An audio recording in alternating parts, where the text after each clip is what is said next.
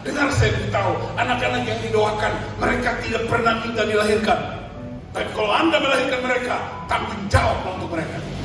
Besarkan mereka dalam nama Tuhan Yesus Kristus.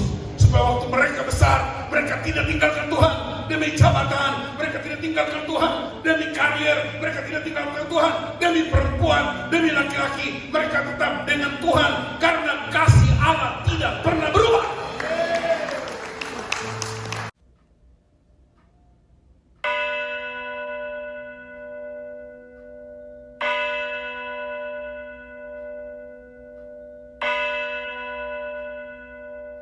Shalom semuanya. Burung Papua, burung cendrawasih. Terima kasih. 92% waktu Yesus di luar Bait Allah, di pasar, di pantai, di perahu. Sebab di sanalah orang-orang itu ada. Mereka yang disebut oleh gereja ini melayani orang yang tidak terlayani. Karena para imam, orang Farisi mengurusi Bait Allah, dan di Bait Allah itu banyak persembahan. Di luar Bait Allah tidak ada persembahan. Di Bait Allah ada kambing domba. Tapi di luar itu mereka terabaikan. Kisah tentang orang Samaria yang murah hati, Lukas 10 khususnya ayat 36 dan 37. Siapakah di antara ketiga orang ini, imam, orang Lewi, dan orang Samaria? Siapakah di antara ketiga orang ini menurut pendapatmu menjadi sesama manusia bagi orang yang jatuh ke tangan penyamun itu? Jawab orang itu, orang yang telah menunjukkan belas kasihan kepadanya. Kata Yesus kepadanya, pergilah dan perbuatlah demikian. Tepuk orang sebelah, pergilah. Allah itu kasih, bilang amin. Allah bukan seperti kasih, tapi Dia adalah kasih. Tetapi kasih Allah itu kasih yang mulia, kasih yang mahal, bukan kasih murah meriah.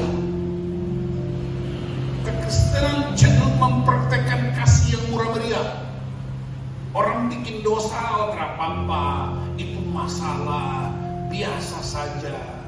Itu kasih murah meriah. Kasih yang mulia ialah kau bilang sama dia, itu dosa. Sebab dosa itu menghina Tuhan, tapi kebenaran itu mengangkat dan meninggikan Tuhan. Bilang amin. Kenapa gereja hampir sama dengan dunia? Karena gereja tidak menegakkan kebenaran. Jaga perasaan, jaga setoran, jaga suara, harga diri kita dikadrikan. Tapi justru kasih itu berkorban. Bilang amin. Yesus itu anak Allah yang hidup. Dia kasih tinggal surga, turun ke bumi. Itu tindakan out of the box dari surga. Di biak itu satu kali ada bapak pace satu, dia mace dulu lagi duduk di luar. Tiba-tiba dia anak pulang sekolah, pace ambil uang 100.000 kasih per dia anak. Anak, kau beli roti sudah, beli permen. Dia punya istri bilang, pace sekarang sayang anak lebih dari mama. Pace bilang, mace kau mesti tahu, itu saya punya darah daging. Terus saya ini apa? Kau itu saya punya darah tinggi.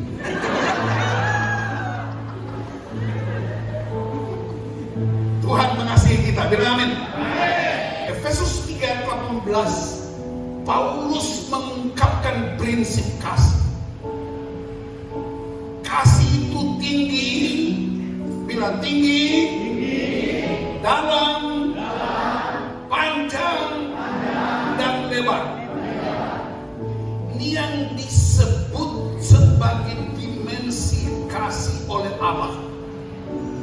tinggi artinya kasih itu begitu mulia. Kasih begitu dahsyat, agung, tidak bisa dipikirkan dengan akal manusia karena Allah Almighty. Dia dahsyat, tidak bisa dijangkau oleh apapun, begitu mulia. Tidak ada bandingannya. Tetapi Allah itu kasih itu dalam. Artinya sedalam-dalamnya kejatuhan kita, sedalam-dalamnya kejatuhan Anda, sedalam-dalamnya kejatuhan keluarga kita, kasih itu sanggup mengangkatnya kembali. Kasih itu panjang sabar, dia supan, sungguh panjang. Kalau di sini dong supen, sungguh pendek, dikit-dikit marah, dikit-dikit marah terus. Tapi kasih itu lebar, dia terbuka untuk siapa saja. Tidak peduli dia suku apa, tidak peduli dia bangsa apa, tidak peduli dia punya jabatan, pangkat, golongan. Semua orang dapat dijangkau oleh kasih. Dia terbuka untuk setiap orang. Problemnya ya, apakah Anda mau? Itu bagian Tuhan. Ada dimensi manusia. Kasih bagi kita. Apa itu? Kasihilah Tuhan Allahmu dengan segenap hatimu, segenap jiwamu, segenap kekuatanmu, segenap akal budimu. Allah tidak pernah berubah. Bahkan kalau saudara menyembah Tuhan dengan begitu dahsyat, Allah tidak berubah. Dia tetap Allah. Penyembahanmu tidak bisa mengubah Allah, tapi penyembahanmu yang dahsyat mengubah Anda terhadap Allah.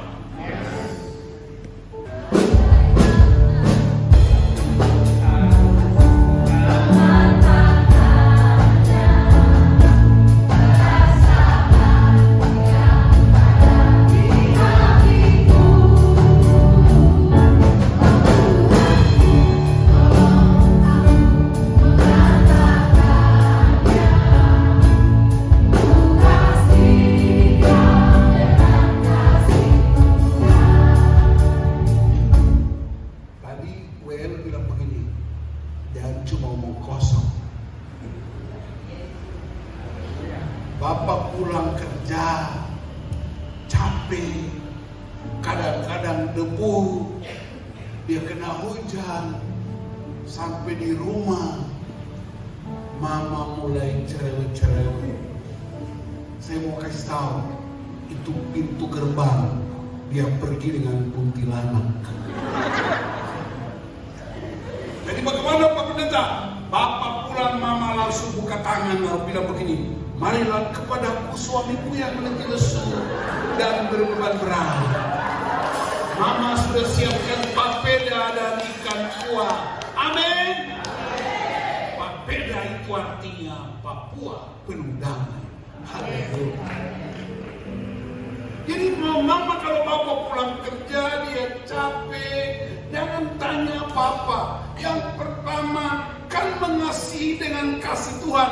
Kasih Tuhan itu dia buka kedua tangannya. Marilah kepadaku anakku, suamiku. Amin mama. Ini kepahitan ini. Amin mama.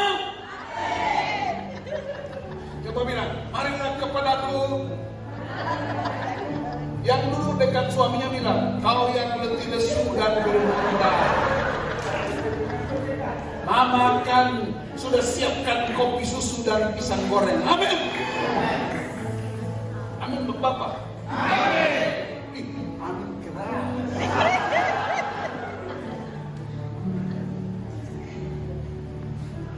Tapi Bapak dengar, kalau istrimu tidak sambut engkau dengan prinsip ini, engkau tetap, haleluya. Aku percaya kasih Tuhan tidak berubah. Mama mulai cerewet, kau tidak usah tanggapi. Kau masuk di kamar mandi, hidupkan showernya sambil menyanyi, ku kasih kau dengan kasih. Mama tidak sabar lagi begitu keluar kamar mandi, dia mendudukan sandal, dia pukul kepalamu. Pria yang mengasihi Tuhan, dia akan tepuk dada dan berkata, berbahagialah pria yang dianiaya karena kebenaran, sebab mereka lah yang punya kerajaan Allah. Amin. Saya mau tanya, kalau prinsip ini kita praktek, Papua penuh damai? That's the point. Kamu bilang tanah ini milik Tuhan, tapi kau kelakuan hantu. Kau bilang tanah ini berkati Tuhan. Kau bilang Papua penuh damai. Kau bilang Yesus datang dari timur. Papua sering sekali menggunakan nama Tuhan, tapi kau kelakuan itu. Jadi Bapak, lebih ke tangan. Amin. Amin. Mari kita praktek. Supaya orang lihat yang bilang kau kosong saja. Tadi saya dengar kata-kata itu nih, saya terpukul juga ya. Soalnya perempuan yang bilang berarti memang laki-laki ngomong kosong banyak. Bapak kalau mama mulai cerewet, kau bilang sama Ri, bilang terima kasih Tuhan. Sekalipun istriku cerewet, tapi mulutnya tetap ada di tempatnya. Haleluya. Terima kasih Tuhan, sekalipun istriku cerewet, tapi dia sudah melahirkan anak-anak buat kami. Amin. Dan jangan pernah siksa perempuan. Jangan pernah hina perempuan. Karena kandungan perempuan dipinjam Tuhan untuk menyelamatkan bangsa-bangsa. Yesus lahir dari kandungan seorang perempuan. Bilang amin. Sekarang ini mungkin gak ada lagi perempuan yang mengandung Yesus, karena Yesus cuma satu. Tapi wanita yang takut Tuhan, yang mengasihi Tuhan, kandungannya akan melahirkan anak-anak ilahi yang memberkati bangsa-bangsa. Dimulai dari mana kasih itu? Kasih itu dimulai pertama-tama dari diri kita sendiri. Saya berharga bukan karena saya pendeta. Saya berharga bukan karena bapak saya berjabatan. Saya berharga bukan karena kami punya rumah mewah, punya deposito. Saya berharga karena Kristus mati buat saya. Keberhargaan saya tidak bisa ditukar dengan apapun. Kalau orang percaya bahwa dia dikasihi Tuhan, dia berharga di mata Tuhan, maka dia juga akan memperlakukan keluarganya, dia perlakukan istrinya, perlakukan anak-anaknya seperti Kristus memperlakukan mereka. Jadi kasih mulai dari diri sendiri. Bilang amin. Kasihilah Tuhan Allahmu dengan segenap hatimu, bukan dengan jabatanmu, karena jabatanmu akan berakhir. Kasih Tuhan pakai hati itu, berkorban seperti Kristus. Bilang amin. Menolong orang lain.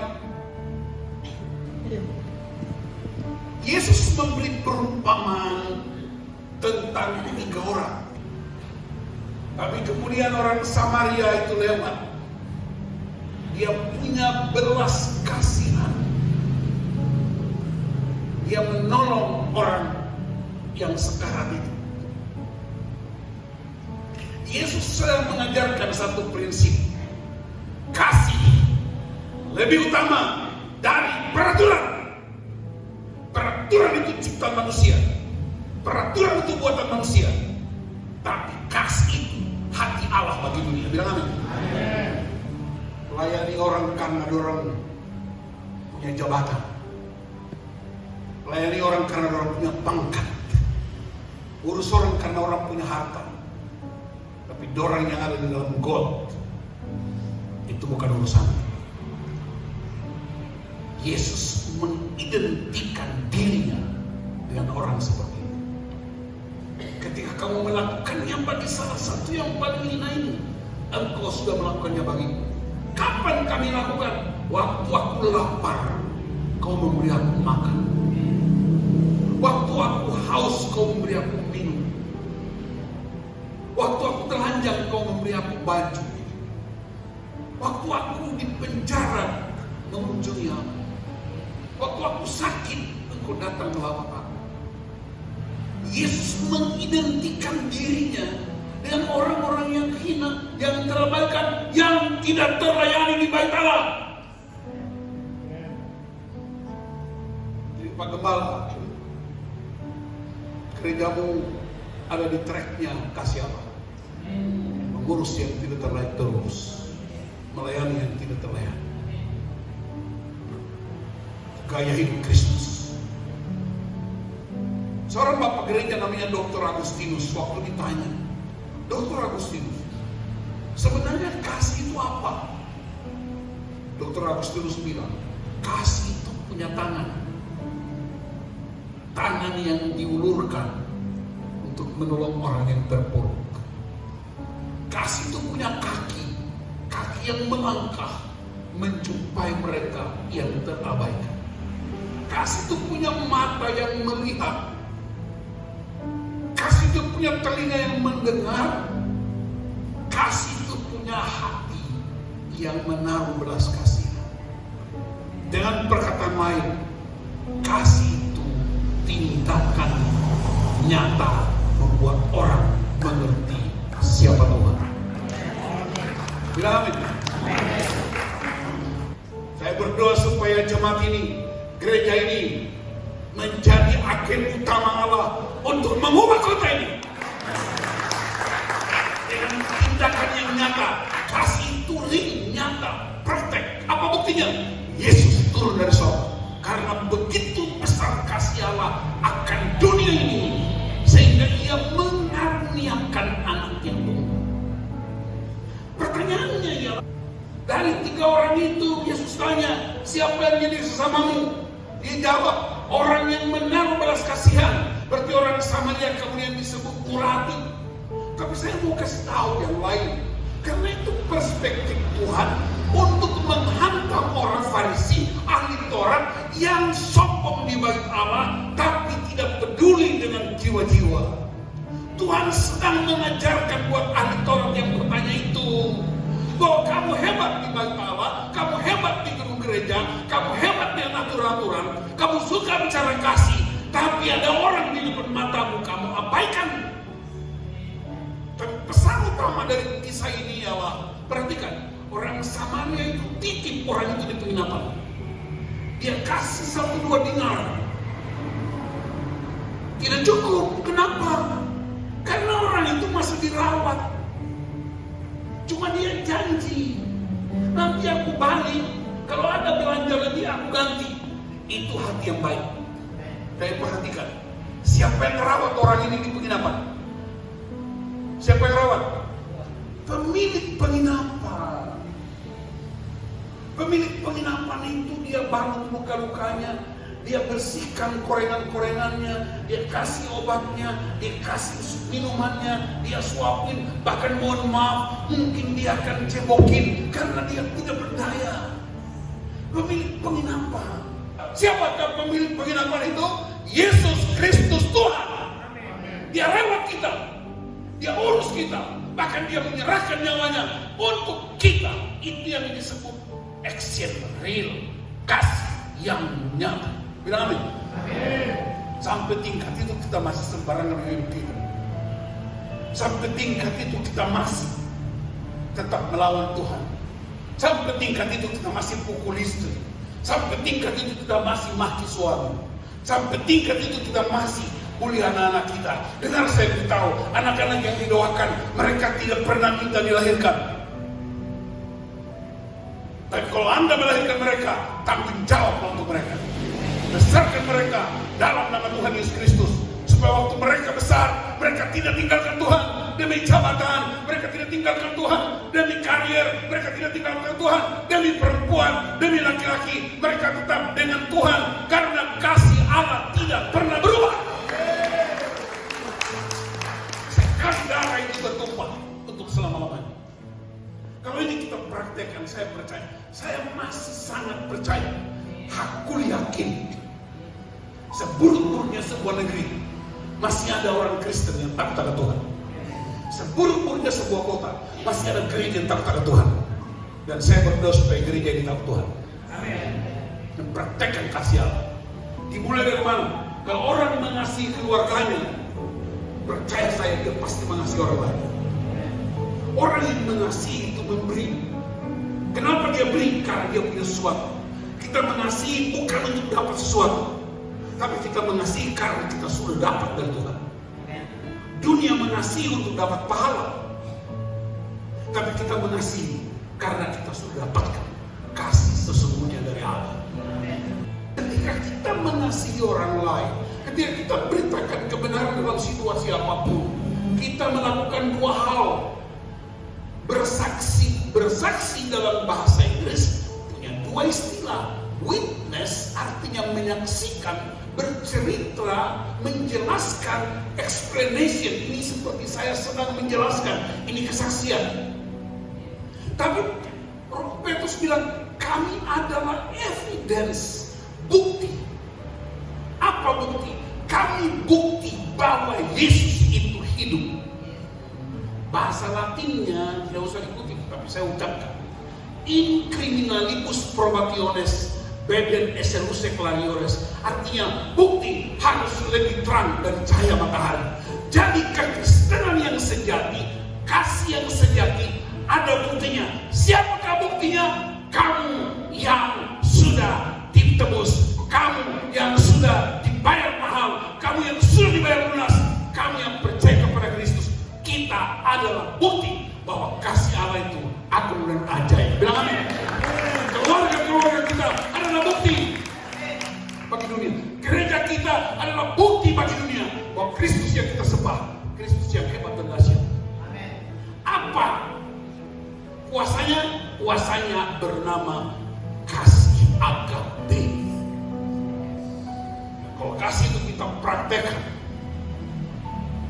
kita dahsyat dunia ini berubah. Saya pernah melayani di India, di dua kota besar, Gorakhpur dan Varanasi.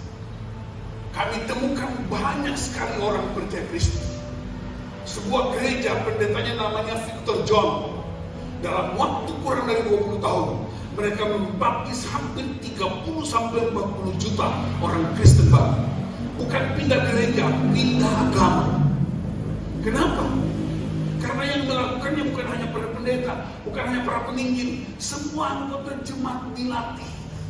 Tukang beca menangkan tukang beca, petani menangkan teman petani, nelayan menangkan teman nelayan, para gembala hewan menangkan gembalanya, anak-anak sekolah menangkan anak-anak sekolah, mahasiswa menangkan mahasiswa, dan terjadi lawatan yang begitu dahsyat.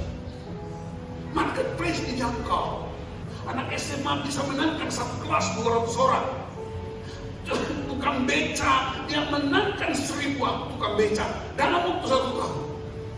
Saya tanya dia bagaimana caranya. Dia bilang, Pak Pendeta, kami kalau beca-beca itu antrian, namanya itu datang, ada gilirannya. Waktu datang penumpang buat saya kasih buat teman saya di belakang. Datang lagi saya kasih lagi. Satu hari saya kasih buat 10 orang. Padahal itu jamaah saya. Mereka heran, mereka bingung. Kenapa kamu tak ambil? Dia bilang, persediaan kami di rumah masih ada. Istri saya pegawai. Kami masih punya beras di rumah. Kami masih punya gula di rumah. Kami masih punya teh di rumah. Jadi ini buat kamu. Orang-orang tertarik. Akhirnya mereka kumpul jadi komsel lama-lama. Dari tukang beca punya komsel 5.000 komsel. Satu komunitas sel 12 keluarga. Hanya dari bersedia melepaskan haknya. Harusnya dia bawa penumpang, tapi dia berikan buat orang lain karena di rumah ada. Kita di sini beda. Pergi ke pesta, dalam tasnya Hermes, tas Gucci, tapi dalamnya ada kantong plastik. Supaya apa? Habis makan bungkus bawa pulang. Orang yang pergi ke pesta bungkus bawa pulang itu orang rakus. Orang yang tidak mau berbagi. Karena masih banyak orang yang belum makan. Ini saya di sini. Bapak larang mama bungkus, tapi sampai di rumah bapak pertama yang bungkusan. Saya punya pengalaman di gembala. Satu kali kami layani di satu keluarga Manado. Nah, orang Manado itu suka bikin kue panada. Saya suka sekali makan panada. Jadi waktu kami habis khotbah makan-makan, ibu rumah itu orang Manado, dia udah siapkan panada 10 buah di tupperware-nya itu bungkusan itu. Waktu saya ke belakang mau salaman, buat siapa bu? Buat bapak. Nggak usah. Buat yang lain aja. Enggak. Tidak pak, ini udah disiapkan. Lagi dia kasih ke istri saya ambil. Udah kami pulang, saya ngikutin mobil, kira-kira 100 meter dari rumah mereka. Saya tanya istri saya, nih, mana penanda tadi? Ini yang disebut kasih yang ngomong kosong. Bertobat, amin. Yesus ajar kita untuk makan secukupnya. Berikanlah kami makan kami yang secukupnya, amin. Tapi kalau kau makan banyak, itu namanya doa Bapa kamu. Yang ini doa Bapa kamu. Jadi mulai hari ini pergi ke pesta, tidak boleh bungkus-bungkus lagi. Dan biarkan masih banyak orang di pinggir jalan, masih banyak orang di sana yang belum makan. Kenapa kita lakukan? Karena Tuhan sudah lakukan buat saya. Orang yang memberi tidak pernah berkekurangan. Karena orang yang memberi suka memberkati. Saudara tahu waduk itu tempat simpan air untuk mengairi sawah, betul? Waduk kalau simpan air tidak pernah salurkan, dua hal terjadi. Waduk itu airnya busuk dan sawah mati. Kalau sawah mati, tanaman-tanaman mati dalam masyarakat kapan? Karena waduknya tetap simpan air. Yang benar itu waduknya salurkan airnya supaya sawah subur dan tanaman-tanaman bertumbuh. Kekristenan itu seperti waduk yang menampung kasih karunia Allah, dan kasih karunia Allah disalurkan kepada orang lain melalui perkataanmu, melalui pujianmu. Tepukan pundaknya, tepukan tangannya, bangkit lagi, aku akan menang. Ada berkat, kita saling berbagi buat mereka, dan itulah kasih sejati. Rawat istrimu, rawat suamimu, rawat anak-anakmu. Itu modal utama untuk Anda bisa memberkati orang lain. Amin. Kasih itu yang tidak pernah mati, karena kasih itu Allah. Maka Papua penuh kemuliaan Allah. Papua penuh Roh Kudus. Gereja ini penuh dengan kemuliaan Allah.